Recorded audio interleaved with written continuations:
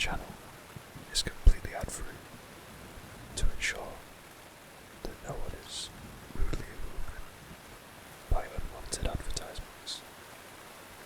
This will go for any videos in the future, so if you'd like to support the Patreon down in the description, it would be much appreciated.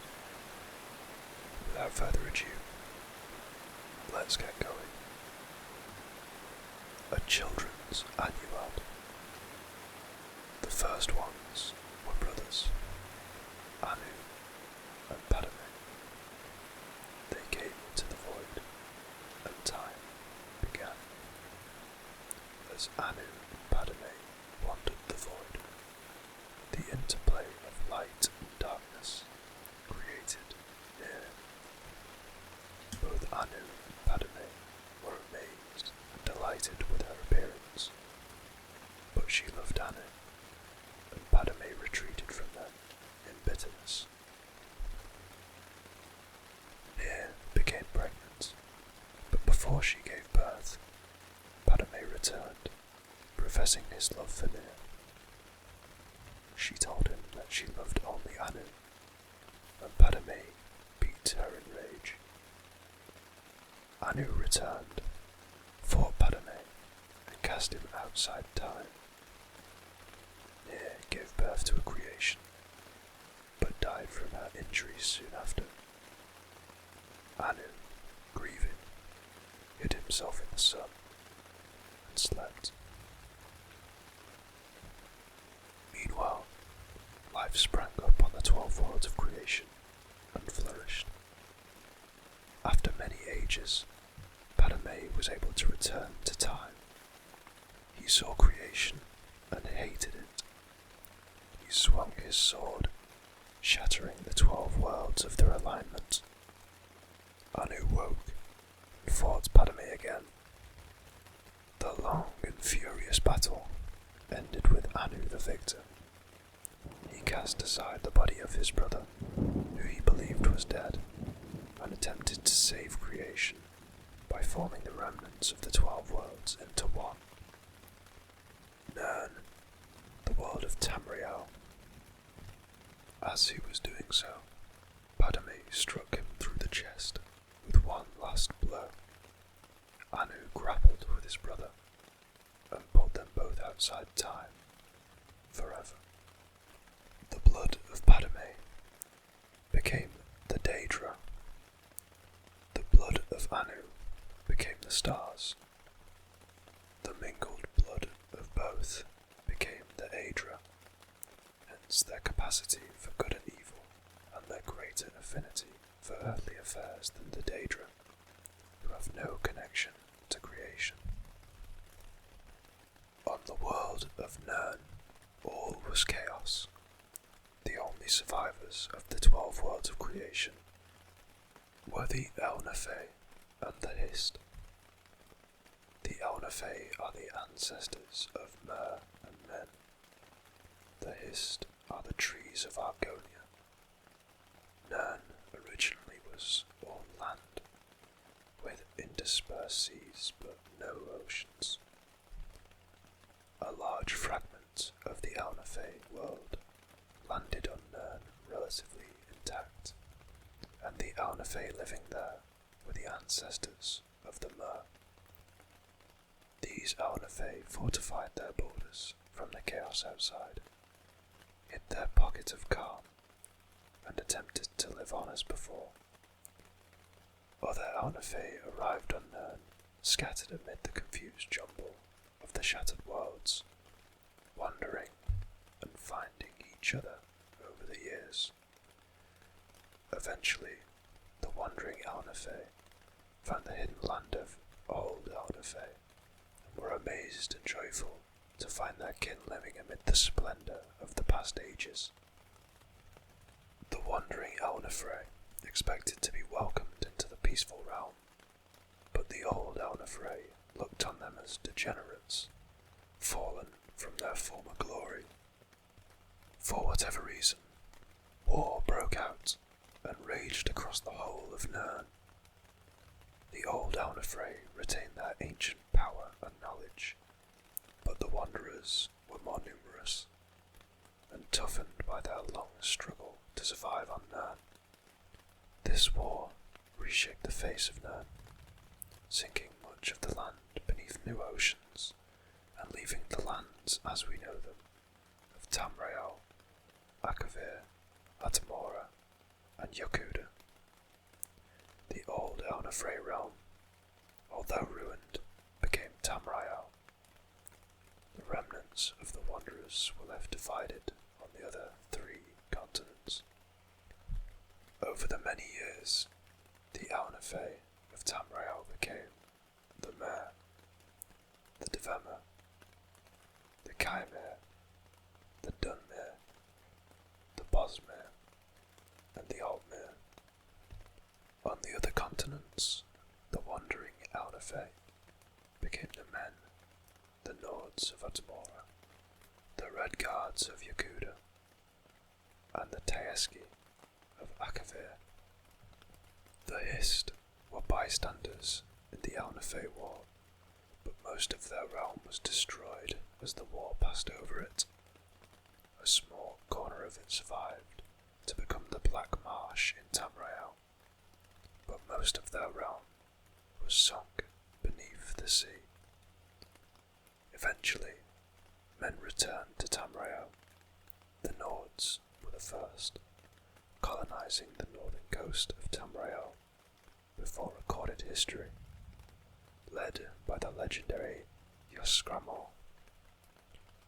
The 13th of his line, King Harold, was the first to appear in written history, and so the mythic era ended. A Dance in Fire, Volume 1. It seemed as if the palace had always housed the Atreus Building Commission, the company of clerks and estate agents who authored and notarized nearly every construction of any note in the empire. It had stood for 250 years, since the reign of Emperor Magnus, a plain-fronted and austere hall on a minor but respectable plaza in the imperial city. Energetic and ambitious middle-class lads and ladies worked there, as well as complacent middle-aged ones like Decimus Scotti. No one could imagine a world without the commission. Least of all Scotti, to be accurate. He could not imagine a world without himself in the commission. Lord Atreus is perfectly aware of your contributions, said the managing clerk, closing the shutter that demarcated Scotty's office behind him. But you know that things have been difficult. Yes, said Scotty stiffly. Lord Van Eyck's men have been giving us a lot of competition lately, and we must be more efficient if we are to survive. Unfortunately, that means releasing some of our historically best but presently unachieving senior clerks. I understand. Can't be helped. I'm glad that you understand, smiled the managing clerk, smiling thinly and withdrawing. Please, have your room cleared immediately. Scotty began the task of organising all his work to pass on to his successor.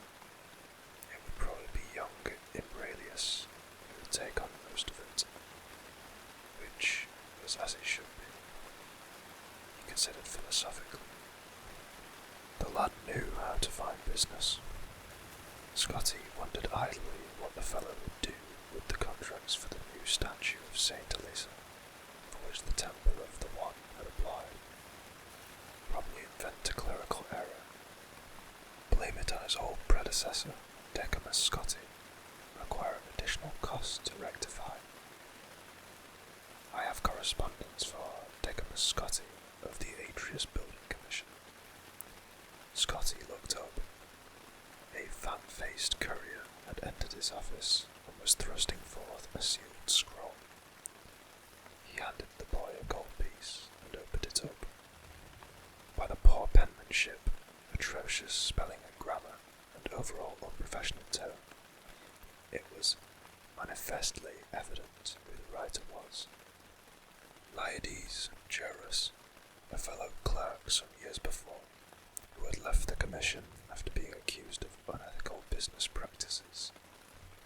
Dear Scotty, I imagine you always wondered what happened to me, and the last place you would have expected to find me is out in the woods, but that's exactly where I am. Haha. If you are smart and want to make a lot of extra gold for Lord Atreus and yourself, come down to Valenwood too. If you haven't, or have been following the politics lately, you may or may not know that there's been a war between Boschmere and their neighbours elsewhere. Over the past 2 years, things have only just calmed down, and there's a lot that needs to be rebuilt. Now, I've got more business than I can handle, but I need someone with some clout, someone representing a respected agency to get the quill in the ink. That someone is you, my friend. Come and meet me underneath Pescos Tavern in Valenstein, Valenwood. I'll be here 2 weeks, and you won't be sorry. Signed, Joris. P.S. Bring a wagon load of timber if you can. What do you have there, Scotty? Asked a voice. Scotty started.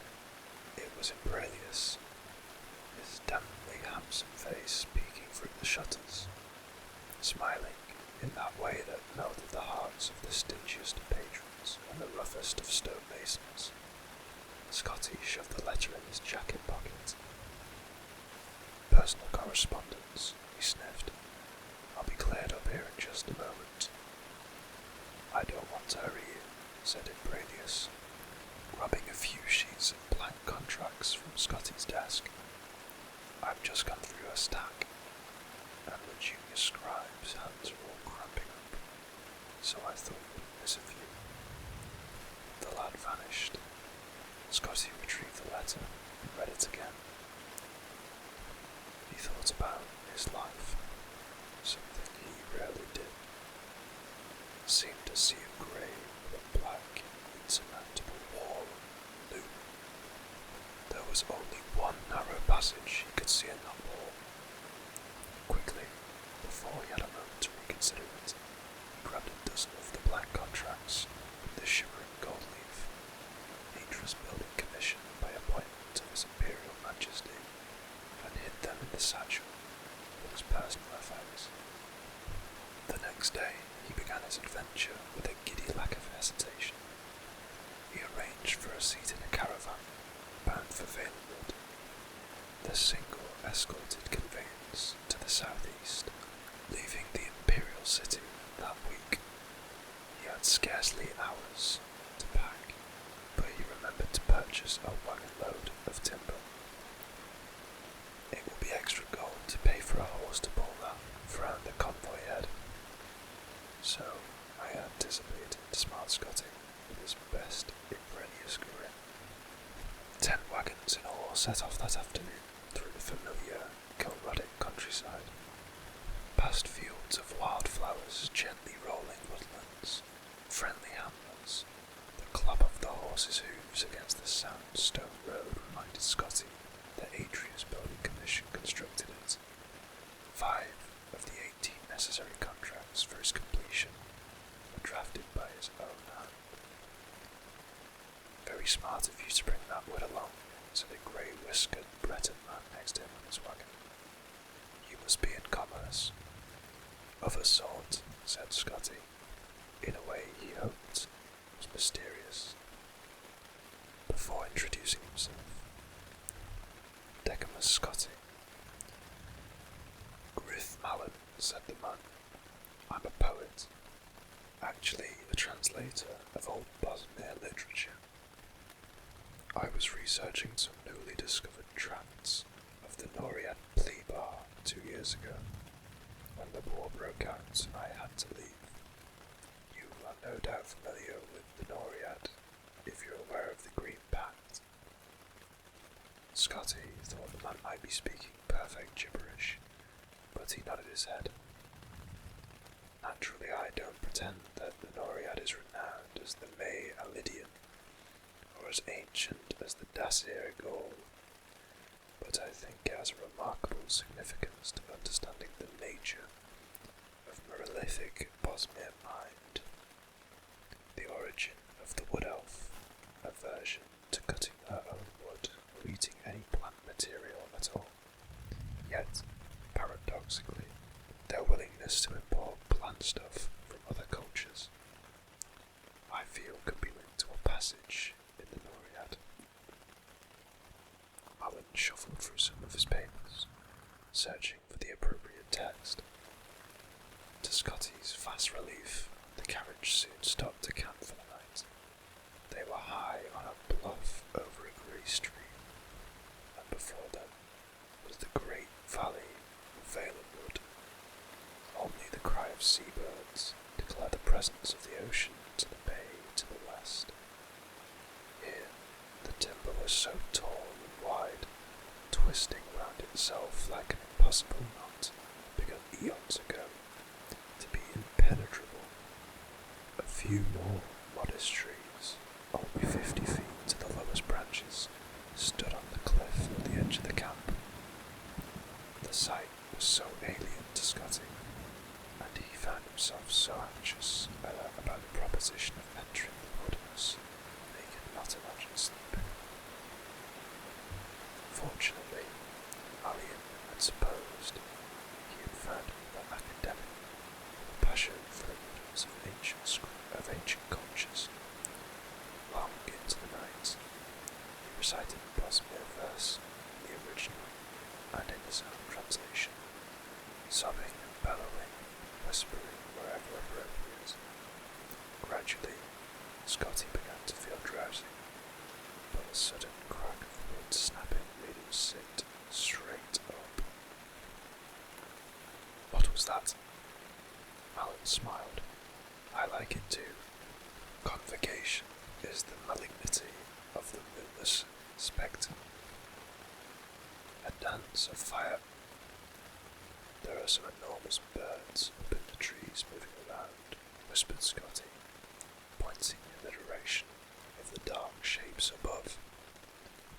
I wouldn't worry about that, said Alan, irritated with his audience. No.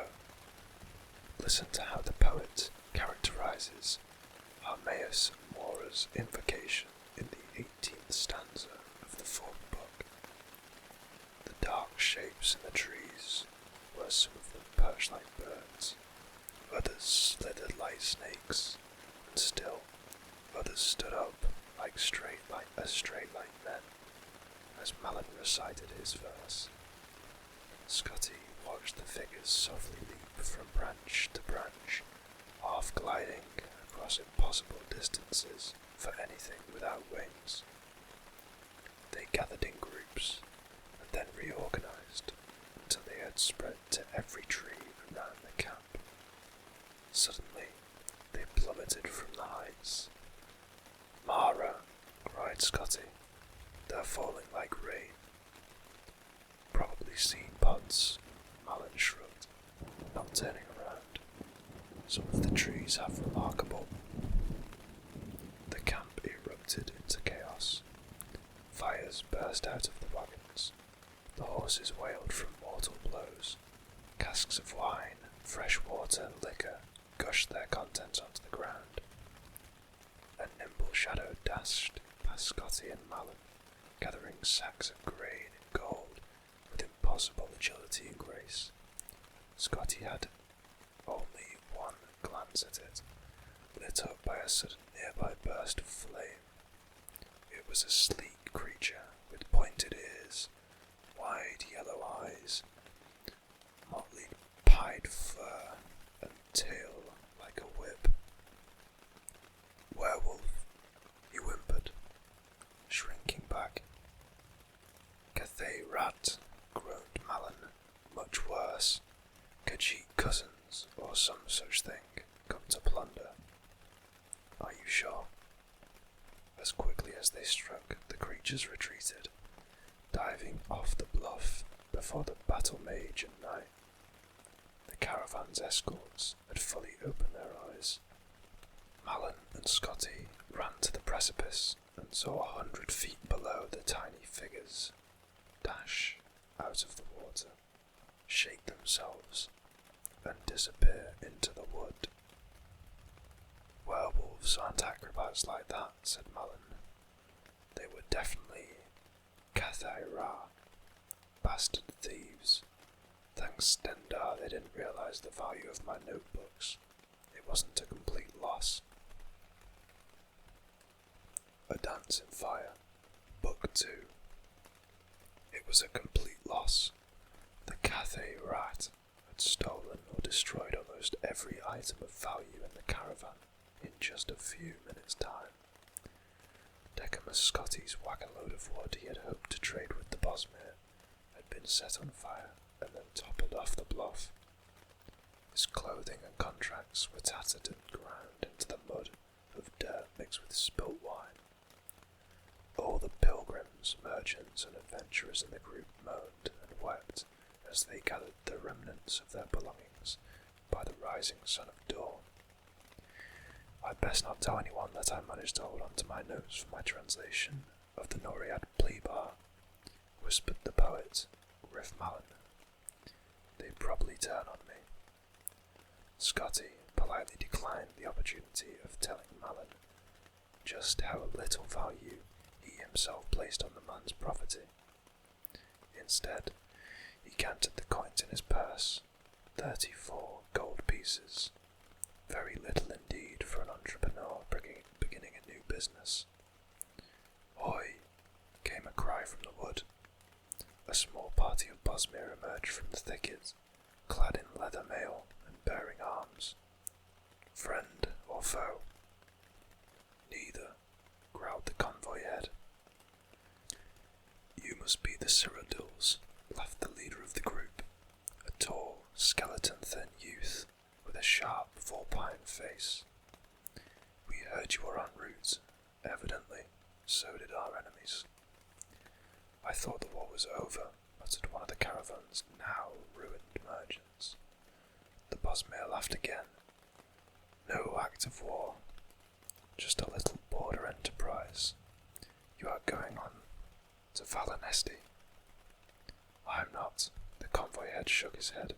As far as I'm concerned, my duty is done. No more horses, no more caravan, just a fat profit lost to me. The men and women crowded around the man, protesting, threatening, begging. But he refused to step foot in Valenwood. If these were the new times of peace, he said, he'd rather come back for the next war. Scotty tried a different route and approached the Bosmere. He spoke with an authoritative but friendly voice, the kind he used in negotiations with peevish carpenters. I don't suppose you'd consider escorting me to Valensti.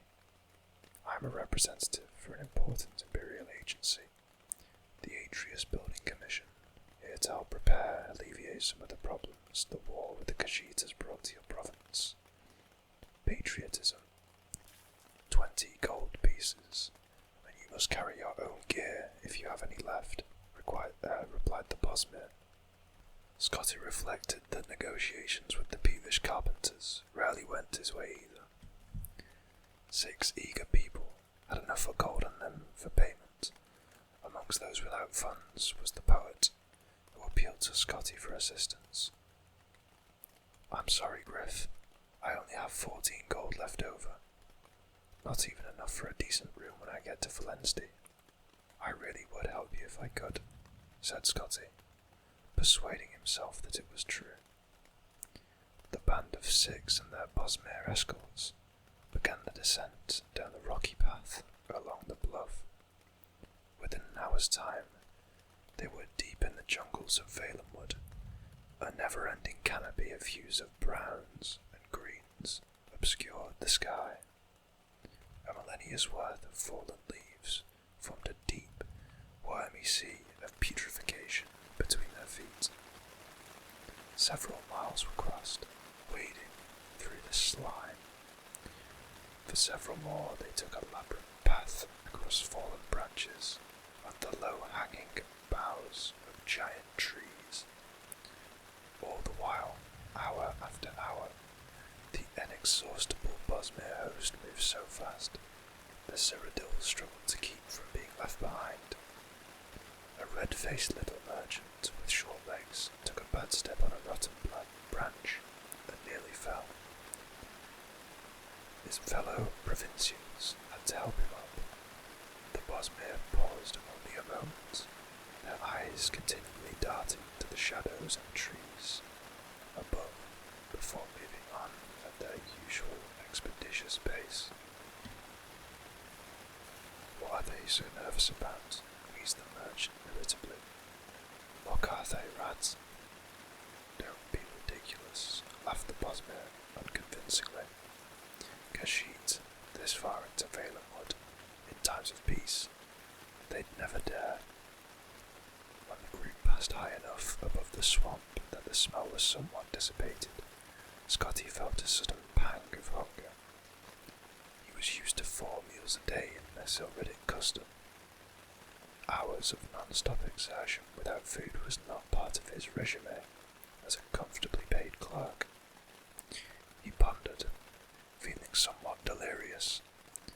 How long had they been trotting through the jungle? 12 hours, 20, a week. Time was meaningless. Sunlight was only sporadic through the vegetative ceiling. Phosphorescent moulds on the trees and in the muck below provided the only regular illumination.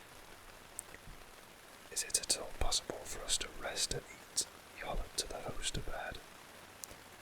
"We are near to Falanesti," came the echoing reply. "Lots of food there."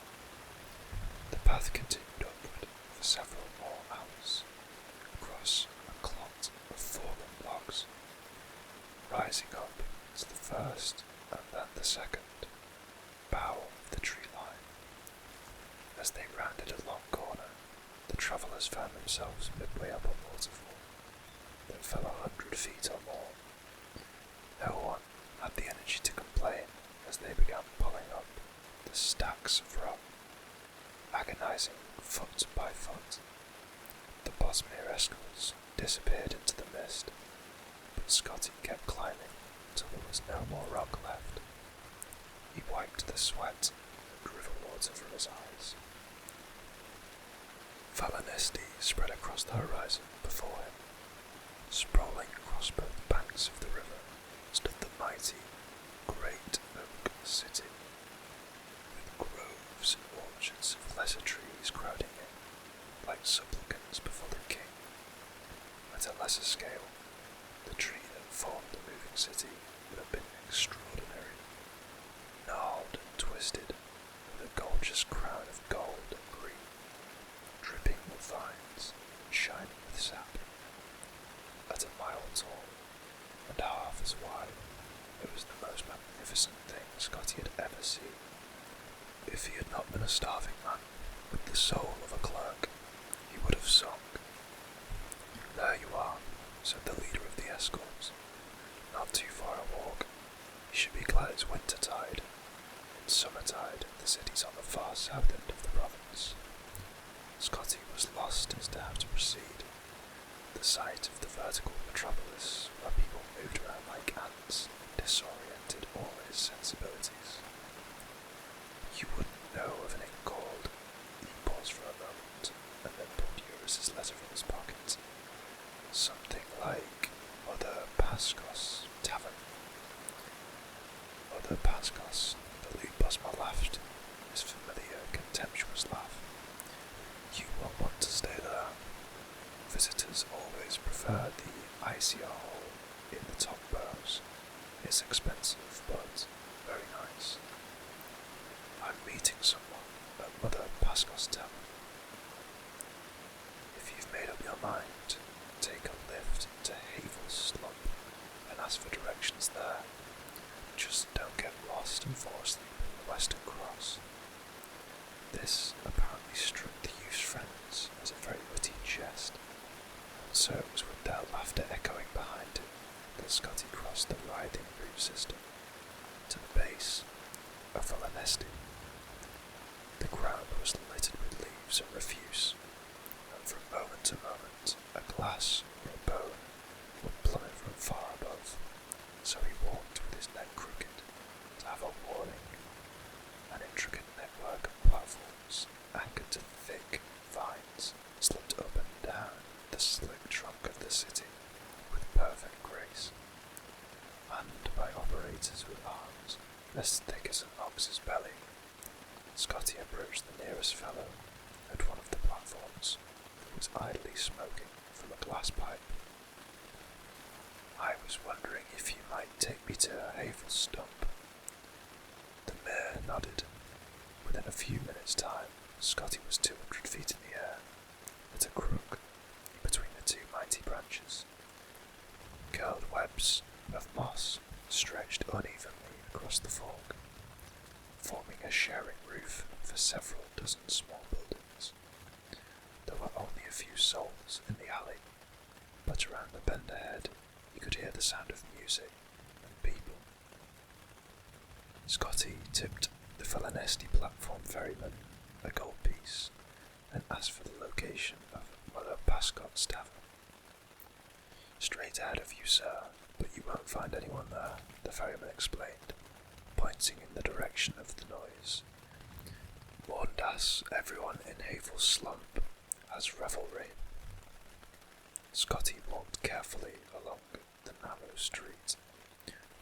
Though the ground felt as solid as the marble avenues of the imperial city, there were still slick cracks in the bark that exposed fatal drops into the river. He took a moment to sit down, to rest, and get used to the view from the heights. It was a beautiful day for certain, but it took Scotty only a few minutes of contemplation to rise up in alarm. A jolly little raft anchored downstream below him had distinctly moved several inches while he watched it, but it hadn't moved at all. He had, together with everything around him. It was no metaphor. The city of Valanesti walked, and considering its size, it moved quickly.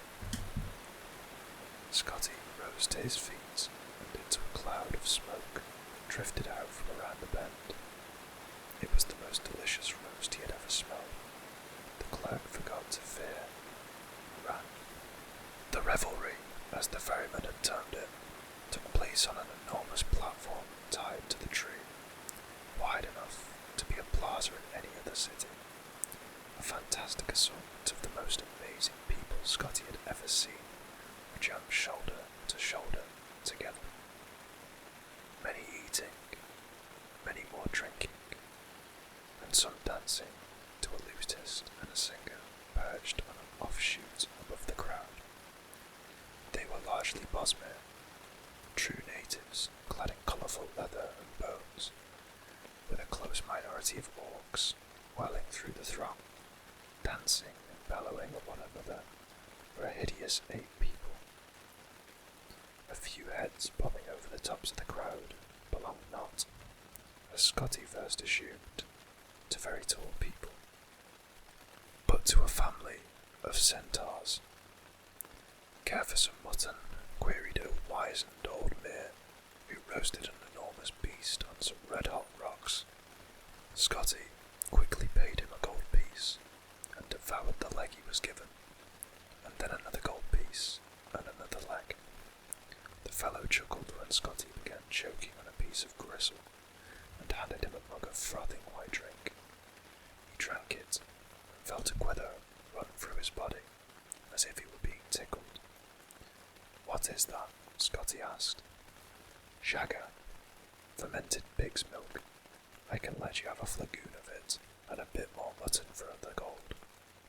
Scotty agreed, paid, gobbled down the meat, and took the flagon with him as he slipped into the crowd. His co-worker, Iades Jarus, the man who had told him to come to Valenwood, was nowhere to be seen. when the flagon was a quarter empty, Scotty stopped looking for Juris. When it was half empty, he was dancing with the group, obvious to the broken planks and the gaps in the fence work. At 3/4 empty, he was trading jokes with a group of creatures whose language was completely alien to him. By the time the flagon was completely drained, he was asleep, snoring, while the revelry continued on all around his supine body. The next morning, still asleep, Scotty had the sensation of someone kissing him. He made a face to return the favour, but a pain like fire spread through his chest and forced him to open his eyes. There was an insect the size of a large calf sitting on him, crushing him, its spiky legs holding him down, while a central, spiral-bladed vortex of a mouth tore through his shirt. He screamed and thrashed, but the beast was too strong. It had found its meal, and it was going to finish it. "It's over," thought Scotty wildly. "I should have never left home. I could have stayed in the city, and perhaps found work with Lord Vanek. I could have begun again as a junior clerk, and worked my way back up." Suddenly, the mouth released itself. The creature shivered once, expelled a burst of yellow bile, and died. "Got one," cried a voice not too distantly. For a moment, Scotty lay still. His head throbbed and his chest burned. Out of the corner of his eye, he saw movement. Another of the horrible monsters was scurried towards him. He scrambled, trying to push himself free, but before he could come out, there was the sound of a bow cracking and an arrow pierced the second insect. "Good shot," cried another voice. "Get the first one again, I just saw it move a little." This time, Scotty felt the impact of the bolt hit the carcass. He cried out, but he could hear how muffled his voice was by the beetle's body. Cautiously, he tried sliding a foot out and rolling under, but the movement apparently had the effect of convincing the archers that the creature still lived. A volley of arrows was launched forth. Now the beast was sufficiently perforated, so pools of his blood, and likely the blood of his victims, began to seep out onto Scotty's body. When Scotty was a lad, before he grew too sophisticated for such sports, he had often gone to the Imperial arena for the competitions of war. He recalled a great veteran of the fights, when asked, telling him his secret: "Whenever I'm in doubt of what to do, and I have a shield, I stay behind it." Scotty followed that advice. After an hour, when he no longer heard arrows being fired, he threw aside the remains of the bug and leapt as quickly as he could to stand it. It was not a moment too soon. A gang of 8 archers had their bows pointing his direction, ready to fire. When they saw him, they laughed. "Didn't anyone tell you not to sleep in the Western Cross? How are we going to exterminate all these horvers if you drunks keep feeding them?" Scotty shook his head and walked back along the platform, round the bend to Havel Slump. He was bloodied and torn and tired, and he had far too much fermented pig's milk. All he wanted was a proper place to lie down. He stepped into Mother Pascott's tavern, a dank place, wet with sap, smelling of mildew. "My name is Decimus Scotty," he said. "I was hoping you have someone named Eurus staying here." Decimus Scotty pondered the fleshy proprietress.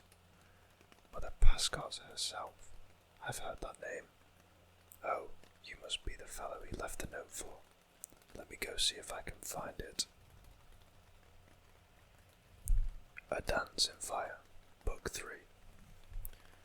Mother Pascott disappeared into the sordid hole that was her tavern, and emerged a moment later with a scrap of paper with Iades Juris familiar scrawl. as Scotty held it up before a patch of sunlight that had found its way through the massive boughs of the tree city, and read, "Scotty, so you made it for Lanesti, Valenwood. Congratulations. I'm sure you had quite the adventure getting here. Unfortunately, I'm not here anymore, as you probably guess. There's a town downriver called Anuad. Get a boat and join me. It's ideal. I hope you brought a lot of contracts, because these people need a lot of building done. They were close to the war, you see, but not so close they don't have any money left to pay. Meet me down there as soon as you can. Signed, Eurus." So, Scotty pondered. Eurus had left Valanesti and gone to some place called Athi. Given his poor penmanship and ghastly spelling, it could equally well be Athi, Athi, Orthi, Im3, Ortha, or Krakamaka. The sensible thing to do, Scotty knew, was to call his adventure over and try to find some way to get back home to the Imperial City. He was no mercenary devoted to a life of thrills. He was, or at least he had been, a senior clerk at a successful private building commission. Over the last few weeks, he had been robbed by Cathay Rat, taken on a death march through the jungle by a gang of giggling Bosmai, starved half to death, drugged with fermented pig's milk, nearly slain by some kind of giant tick, and attacked by archers. He was filthy, exhausted, and had, he counted, 10 gold pieces to his name.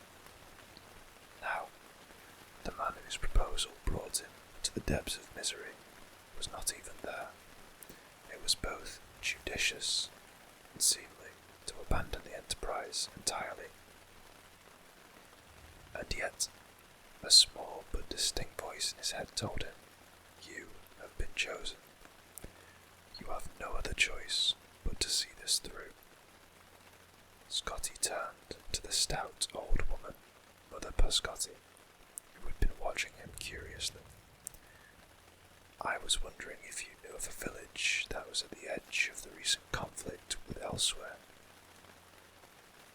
Something called, like, Athi. You must mean Athe," she grinned. "My middle lad, Viglo, he manages a dairy down there. Beautiful country, right on the river. Is that where your friend went?" "Yes," said Scotty. "Do you know the fastest way to get there?"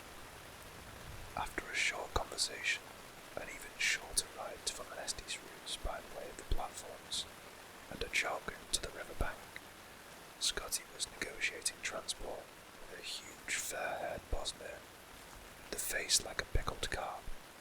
He called himself Captain Balfix, but even Scotty, with his sheltered life, could recognize him for what he was, a retired pirate for hire, a smuggler for certain, and probably much worse.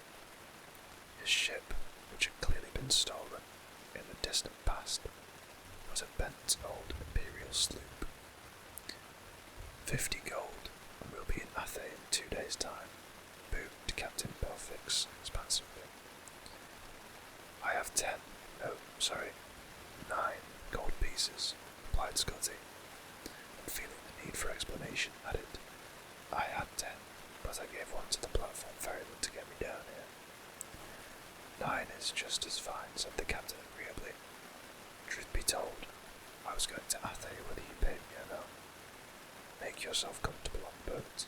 We'll be leaving in just a few minutes."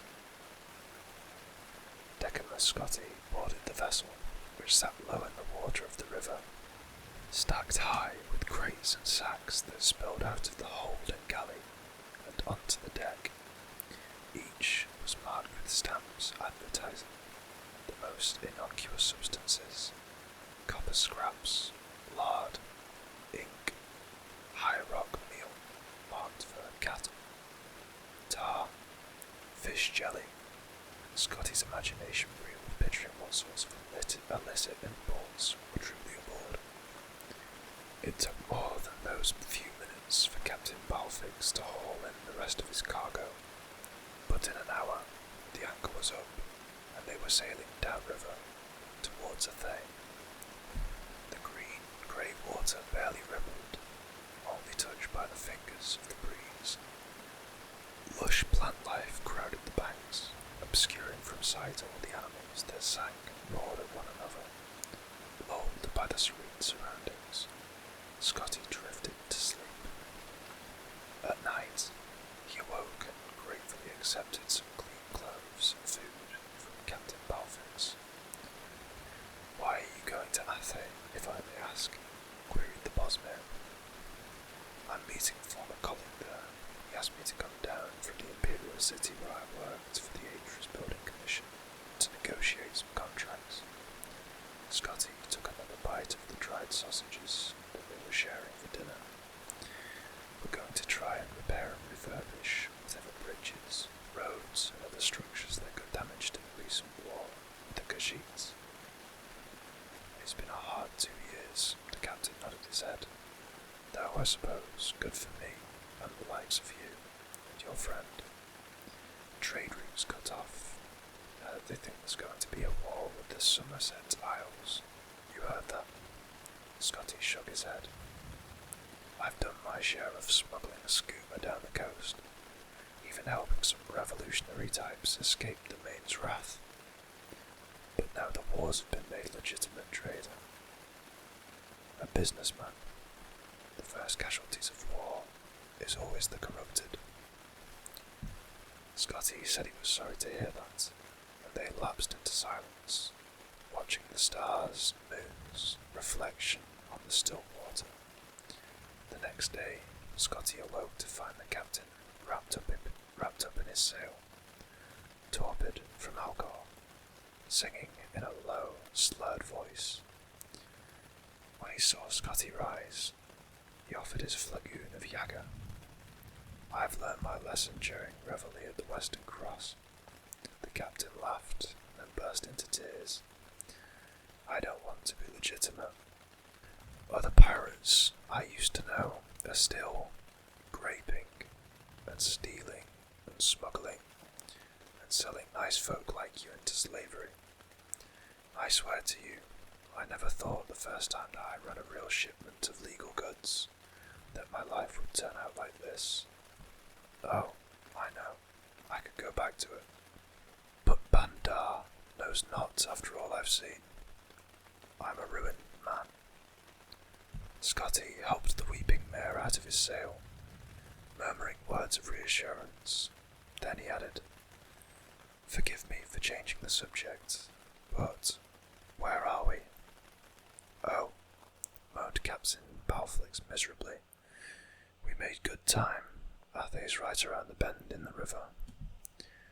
"Then it looks like Athay's on fire," said Scotty, pointing. A great boom of smoke, black as pitch, was rising above the trees as they drifted around the bend. They next saw the flames, and then the blackened skeletal remains of the village. Dying, blazing villagers leapt from rocks into the river. A cacophony of wailing met their ears, and they could see, roaming along the edges of the town, the figures of Khajiit soldiers bearing torches.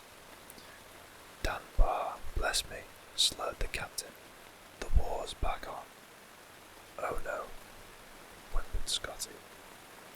The sloop drifted with the current towards the opposite shore, away from the fiery town. Scotty turned his attention there, and the sanctuary it offered. Just a peaceful harbour, away from the horror. There was a shudder of leaves in 2 of the trees, and a dozen of the Khajiit dropped to the ground, armed with bows. "They see us," hissed Scotty, "and they've got bows." "Well, of course they have bows," snarled Captain Balfix. "We Bosmere may have invented the bloody things, but we didn't think to keep them secret. Bloody bureaucrat. Now they're setting their arrows on fire." Yes, they do that sometimes. Captain, they're shooting at us.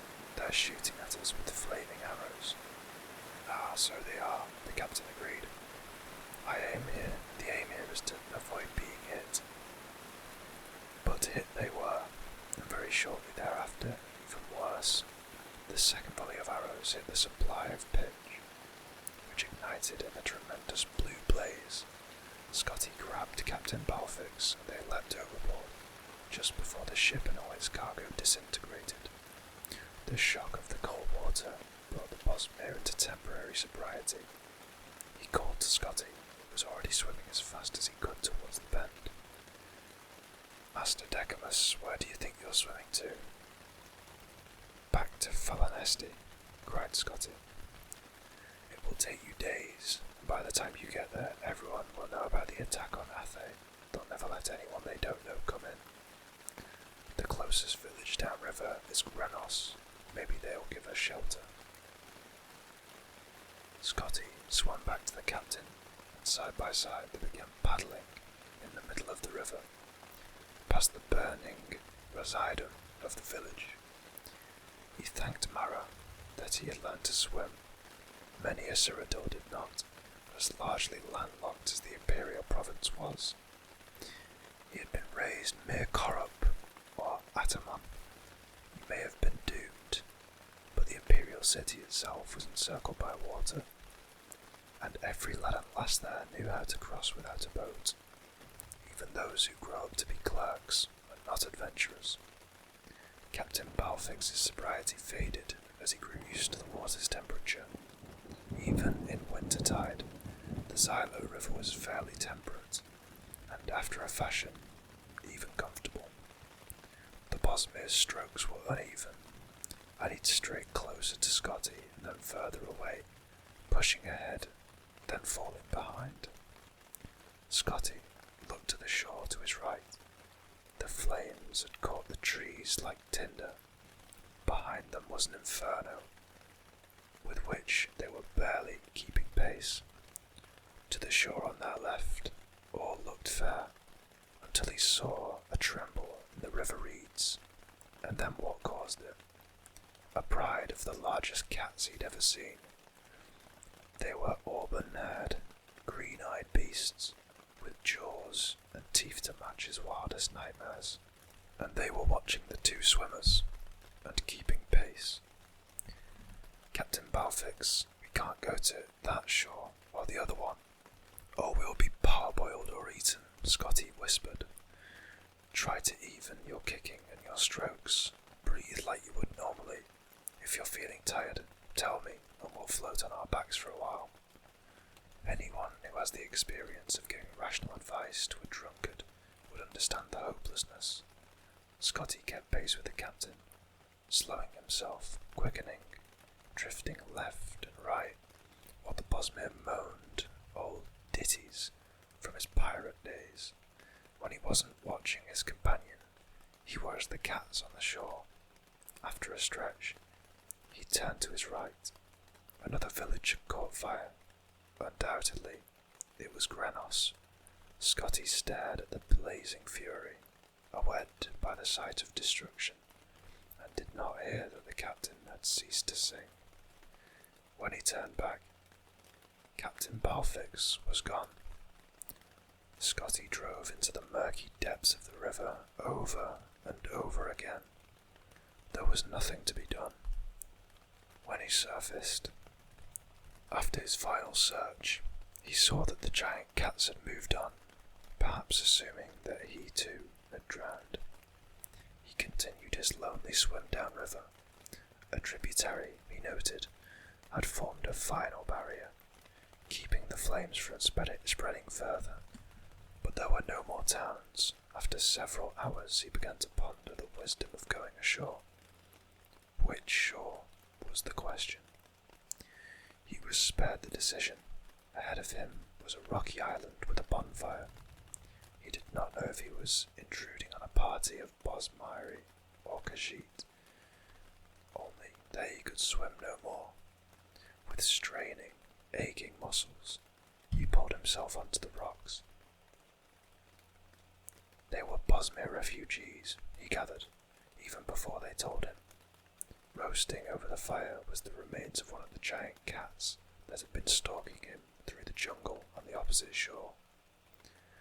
Senshi tiger, said one of the young warriors ravenously. It's no animal. It's as smart as any Cathay rat, or Omis, or any other bleeding Khajiit. Pity this one drowned. I would have gladly killed it. You like the meat, though, sweet, from all the sugar these asses eat. Scotty did not know if he was capable of eating a creature as intelligent as a man or mere, but he surprised himself, as he had done several times over the last days. It was rich, succulent, and sweet, like sugared pork, but no seasonings had been added. He surveyed the crowd as he ate, a sad lot, some still weeping for their lost family members. They were the survivors of both villages, of Grenos and Athay, and war was on every person's lips. Why had the Khajiit attacked again? Why, specifically, directed at Scotty as a Cyrodiil? Why was the Emperor not enforcing peace in his provinces? I was to meet another Cyrodiil, he said, to a Bosmer maiden who he understood to be from Athay. His name was Iades Eurus. I don't suppose you know what might have happened to him. I don't know your friend, but there were many Cyrodiils in Athay when the fire came, said the girl. Some of them, I think, left quickly. They were going to Vindisi, inland, in the jungle. I'm going there tomorrow. So are many of us. If you wish, you may come as well. Decimus Scotti nodded solemnly. He made himself as comfortable as he could in the stony ground of the river island, and somehow, after much effort, he fell asleep. But he did not sleep well. And I believe that will conclude this first reading of Skyrim's books. I think they were actually very good. I've never read any of the books in Skyrim, but that was really pleasant. That was a fantastic read. I'm not a big reader, to be honest, you can probably tell, but nevertheless, I hope this video has helped you find some much needed rest